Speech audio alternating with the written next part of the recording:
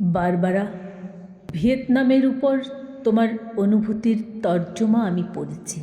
তোমার হৃদয়ের সুবাতাস আমার গিলে করা পাঞ্জাবিকে মিছিলে নামিয়েছিল। প্রাচ্যের নির্যাতিত মানুষগুলোর জন্য অসীম দরদ ছিল সে লেখায়। আমি তোমার ওই একটি লেখাই পড়েছি, আশীর্বাদ করেছিলাম তোমার সোনার দোয়াত কলম হোক। আমার খুব জানতে ইচ্ছে করে বারবারা, তুমি এখন কেমন আছো? নিশ্চয়ই তুমি ডেট করতে শিখে গেছো। গাউনের ছাট আর রং দিয়ে চায়ের টেবিলে মায়ের সাথে ঝগড়া হয়। অনভ্যস্ত ব্রেশিয়ারের নিচে নিজের হৃদয়কে কি চিরদিনের জন্য ঢেকে দিলে?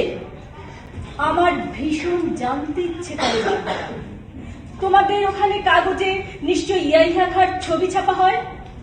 বিবেকের বোতাম খুলে হৃদয় দিয়ে দেখো, ওটা একটা জল্লাদের ছবি। 15 লক্ষ নিরস্ত্র মানুষকে সে গলা টিপে হত্যা করেছে। অদ্ভুত জানোয়ারকে দেখো, বিংশ শতাব্দীকে সে টেনে হিচড়ে মধ্যযুগে নামিয়ে নেয়। দেশলাইয়ের মতো সহজে ভাঙে গ্রন্থাগার, উপাসনালয়, ছাত্রাবাস, মানুষের সাধ্য মতো ঘর বাড়ি।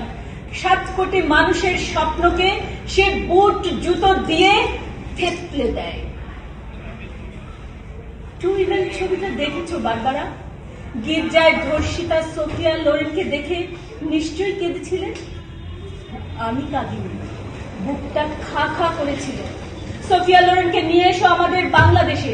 30,000 রমণীর নির্মম অভিজ্ঞতা শুনে তিনি শিউরে উঠবেন। অভিধান থেকে নয়, 80 লক্ষ শরণার্থীর কাছ থেকে জেনে নাও নির্বাসনের অর্থ কি। জর্জ ওয়াশিংটনের ছবিওয়ালার ডাক টিকিটে খোঁজ মিলবে না স্বাধীনতার। আমাদের মুক্তিযোদ্ধাদের কাছে এসো। সাধু এমের মর্মর মূর্তিতে গণতন্ত্র ও মানবতার জন্য মালির ঘামে ভেজা ফুলের তোরা দিও না। নিহত লোকটি লজ্জায় ঘৃণায় আবার আত্মহত্যা করবে। বারবারা, এসো, রবিশঙ্করের সুরে সুরে মনুষ্য মানবতাকে গাই। বিবেকের জং ধরা দরজায় দেখে এসে ক্রুদ্ধ হই, সংগঠিত হই।